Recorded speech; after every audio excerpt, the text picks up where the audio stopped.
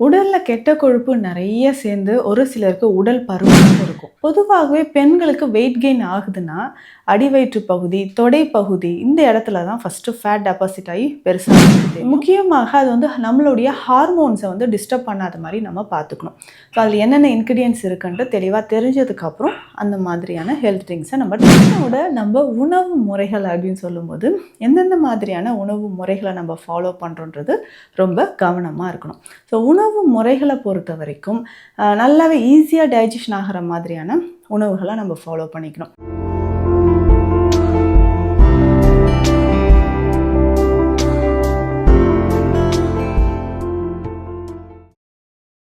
வரம் நேயர்களுக்கு வணக்கம். நான் டாக்டர் நித்யா, சித்த மருத்துவர். உடலில் கெட்ட கொழுப்பு நிறைய சேர்ந்து ஒரு சிலருக்கு உடல் பருமனாக இருக்கும். இன்னும் ஒரு சிலருக்கு பார்த்தோம்னா தொப்பை பிரச்சனை இருந்துக்கிட்டே இருக்கும். வயிறு உப்புசமாக ஆகிட்டு எப்பா என்னால் வயிறு நான் சாப்பிட்றனோ இல்லையா, ஆனால் வயிறு பெருசாக இருக்குது அப்படின்னு சொல்லுவாங்க. இது பெல்லி ஃபேட் அப்படின்னு சொல்கிறாங்க, சென்ட்ரல் ஒபிசிட்டி அப்படின்னு சொல்கிற கண்டிஷன். பெரும்பாலும் இது நம்ம உடலில் கொலஸ்ட்ரால் லெவல் அதிகமாக இருக்கக்கூடிய நபர்களுக்கு ஏற்படலாம். ஆஃப்டர் ப்ரெக்னன்சி முடிஞ்சு ஆஃப்டர் சைல்ட் பர்த்துக்கு அப்புறம், குழந்தை பேரு பிறந்ததுக்கப்புறம் நிறைய பெண்களுக்கு இந்த வயிறு பகுதியில் சதை நிறைய சேர்ந்து, ஏன்னா ட்ரெஸ் எல்லாம் போடும்போது நார்மலாக இருக்குமே, வயிறு மட்டும் பெருசாக தெரியுது அப்படின்லாம் சொல்லுவாங்க. ஸோ உடல் நார்மலாக இருந்தாலும் ஒரு சிலருக்கு வயிறு மட்டும் பெருசாக இருக்கிற மாதிரி ஒரு நிலை இருக்கும். பொதுவாகவே பெண்களுக்கு வெயிட் கெயின் ஆகுதுன்னா அடிவயிற்று பகுதி, தொடை பகுதி இந்த இடத்துல தான் ஃபஸ்ட்டு ஃபேட் டெபாசிட் ஆகி பெருசாக நமக்கு தெரியும். அதுக்கப்புறம் கொஞ்சம் கொஞ்சமாக வெயிட் கெயின் ஆக ஆரம்பிச்சிடும். ஸோ அடுத்தது பார்த்தோம்னா முதுகு பகுதியில், ஆர்ம்ஸு இந்த இடங்கள் எல்லாமே நமக்கு ஃபேட் டெபாசிட் ஆகி தசைகள் பெருத்து உடல் பருமன் அதிகமாக ஆரம்பிக்கும். இந்த பெல்லி ஃபேட் எப்படி நம்ம ரெடியூஸ் பண்ணுறது? ஸோ ஒவ்வொருத்தரும் வெயிட் லாஸ் பண்ணுறேன் அப்படின்னு சொல்லிட்டு ஸ்டார்ட் பண்ணுவாங்க. ஸ்டார்ட் பண்ணதுக்கப்புறம் ஒரு 10-15 டேஸ்க்கு ரெகுலராக அந்த உடற்பயிற்சியோ இல்லை சாப்பாடோ இல்லை மெடிசன்ஸ் என்ன டயட் என்ன எடுக்கிறோமோ அதை ரெகுலராக ஃபாலோ பண்ணும். கொஞ்ச நாளுக்கு அப்புறம் அதை அப்படியே விட்டுருவோம்.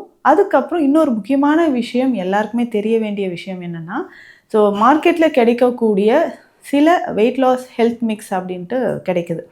நீங்கள் அதெல்லாம் மருத்துவர் ஆலோசனை இல்லாமல், டாக்டரை கன்சல்ட் பண்ணாமல் நிறைய பேர் சாப்பிட்டுட்ருக்கீங்க.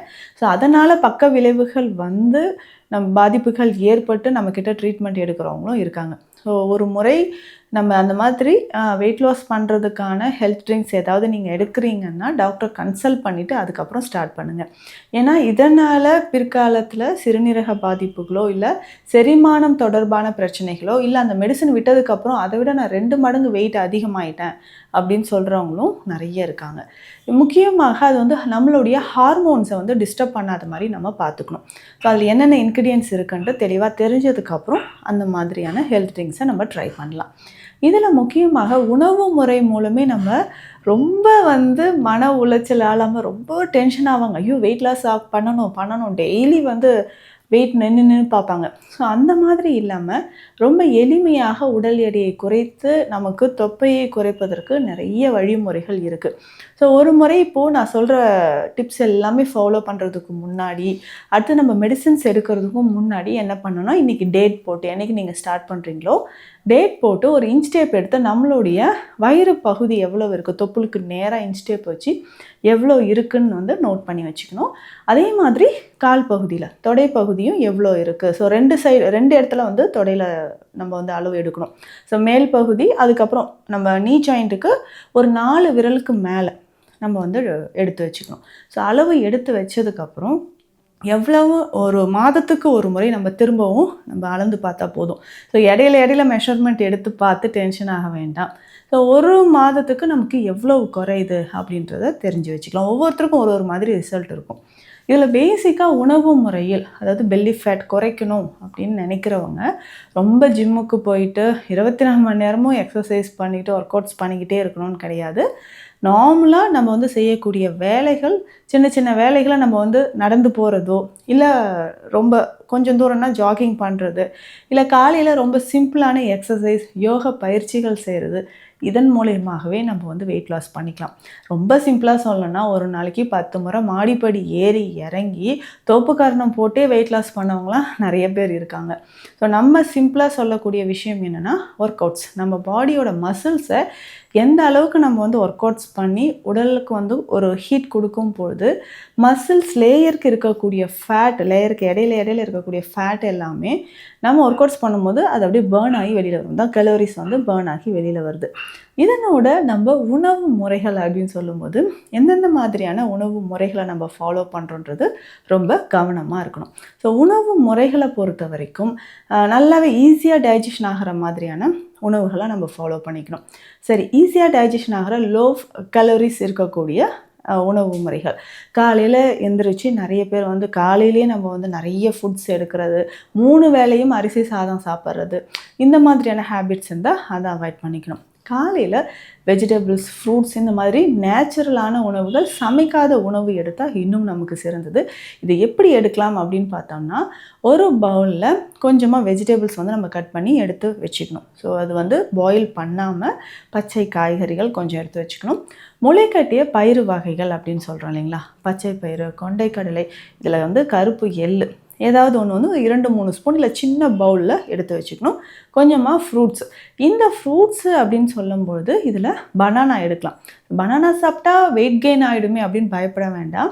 எந்த மாதிரியான வாழை எடுக்கணும் அப்படின்னு பார்த்தோம்னா, இதில் முக்கியமாக சின்ன சைஸில் இருக்கும் பாருங்கள், கற்பூரவள்ளி, ஏலக்கி, இந்த மாதிரி பேயன் பழம், இந்த மாதிரியான சின்ன சைஸில் இருக்கக்கூடிய வாழை ஒரு 2 காலையிலே நம்ம சாப்பிட்லாம். இதனோட கொஞ்சமாக பால் இல்லைன்னா ஏதாவது வந்து ஃப்ரூட் ஜூஸஸ் டெய்லி காலையில் இந்த மாதிரி டயட் பேட்டர்ன் நம்ம சேஞ்ச் பண்ணும்போது எக்ஸஸாக இருக்கக்கூடிய ஃபேட், அதுவும் பெல்லி ஃபேட் நல்லாவே கரைய ஆரம்பிக்கும். ட்ரை ஃப்ரூட்ஸ், நட்ஸும் இதை வந்து கொஞ்சம் கொஞ்சம் நம்ம சேர்த்துக்கலாம். ஸோ இந்த மாதிரி நம்ம சாப்பிடணும். முக்கியமாக நான்வெஜ் அவாய்ட் பண்ணிவிட்டு அதுக்கப்புறம் அதிகமான கலோரிஸ் இருக்கக்கூடிய உணவுகள், பசித்து நம்ம வந்து உணவு எடுத்தால் போதுமானது. இந்த மாதிரி டயட்டை வந்து சேஞ்ச் பண்ணிக்கணும். மதிய நேரத்தில் நம்ம உணவு எடுக்கும்போது அரிசி வகைகள் ஏதாவது ஒன்று, நம்மளுடைய பாரம்பரிய அரிசி வகைகளோ இல்லை சிறுதானிய வகைகளோ வடித்த சாதமாக இருக்கணும். குக்கரில் வச்சு சாப்பிட வேண்டாம். வடித்த சாதமாக இருக்கிற பட்சத்தில் நம்ம காய்கறிகள் நிறைய சேர்த்து சாப்பிடும்போது அது வந்து நல்ல ஒரு பலன் கிடைக்குது அப்படின்னு சொல்லலாம். இரவு நேரத்திலும் சீக்கிரமாக நம்ம வந்து எடுத்துக்கணும். ஃபுட்டு வந்து சீக்கிரம் எடுத்துக்கணும். ஒரு 8 மணிக்கெல்லாம் ஃபுட்டை எடுத்து முடிச்சுட்டு சாப்பிட்டதுக்கப்புறம் கொஞ்சம் வாக் பண்ணுறது நல்லது. ஒரு 10 நிமிடங்கள் வாக் பண்ணிட்டு வந்து இரவு தூங்க போகலாம். டெய்லியுமே கான்ஸ்டிபேஷன் இல்லாத மாதிரி பார்த்துக்கணும். இப்போ கான்ஸ்டிபேஷன் இருந்ததுன்னா நம்மளோட பண்ணக்கூடிய ஒர்க் அவுட்ஸ்லேயும் சரி, எடுக்கக்கூடிய டயட்லேயும் சரி, நமக்கு சரியான பலன் இல்லாமல் இருக்கும். இதனோட இடையில என்னென்ன பண்ணலாம் அப்படின்னா, எலுமிச்சை ஜூஸ். இந்த எலுமிச்சை ஜூஸ் எப்படின்னா, ஒரு 300 ml அளவுக்கு வெதுவெதுப்பான தண்ணீரில் எலுமிச்சை பழத்தை நல்லா கலந்து பிழிஞ்சு எடுத்துட்டு இதில் வந்து கொஞ்சமாக இஞ்சி சாறு நம்ம கலந்துக்கணும். இஞ்சி சாறு போட்டு நல்லா கலந்துட்டு இது வந்து ஒரு நாளைக்கு ஒரு முறை இந்த மாதிரி நம்ம பயன்படுத்தும்பொழுது உடலில் வந்து அந்த எலக்ட்ரோலைட்ஸ் வந்து நல்லாவே பேலன்ஸ் ஆகும். கழிவுகள் வந்து வெளியேற ஆரம்பிக்கும். இது நம்மளோட ஸ்பெஷலாக நம்ம வந்து வெயிட் லாஸ்க்கான ட்ரீட்மெண்ட் கொடுத்துட்ருக்குறோம். இதில் என்னென்ன அடங்குது அப்படின்னு பார்த்தோம்னா, டயட் வந்து ஸ்பெஷல் டயட் சொல்கிறோம். அதனோட என்னென்ன ஃபுட்ஸ் நீங்கள் எடுத்துக்கணும். இதில் பேசிக்காக நம்ம கொடுக்கக்கூடிய நத்தைச்சூரி சூரண குடிநீர் கொடுக்குறோம். ஹெர்பல் டீடாக்ஸ் டீ கொடுக்குறோம். அதே மாதிரி ஒவ்வொருத்தருக்கும் உடல் எடையை குறைப்பதற்கு ஏற்ற மாதிரியான மூலிகைகள் நிறைந்த மெடிசன்ஸை வந்து கொடுக்குறோம்.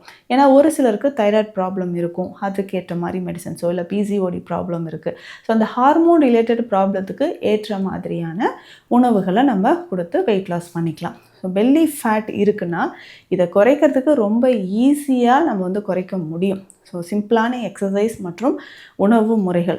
ஒவ்வொருத்தருக்கும் இந்த ஹார்மோன் இம்பேலன்ஸ் மாதிரியான பிரச்சனைகள் இருந்தால் அதற்கேற்ற மாதிரியான மருந்துகள் நம்ம எடுத்து வெயிட் லாஸ் பண்ணிக்கலாம். அதே மாதிரி பெல்லி ஃபேட்டும் குறைய ஆரம்பிக்கும். ஸோ உடல் எடை குறைப்பு இல்லை ஹார்மோன் ரிலேட்டடாக ஏதாவது பிரச்சனைகள் இருந்தால் உங்களுக்கு ஆலோசனை பெறணும்னா கீழே இருக்கிற நம்பருக்கு காண்டாக்ட் பண்ணுங்கள். மீண்டும் அடுத்த பதிவில் சந்திக்கலாம். நன்றி.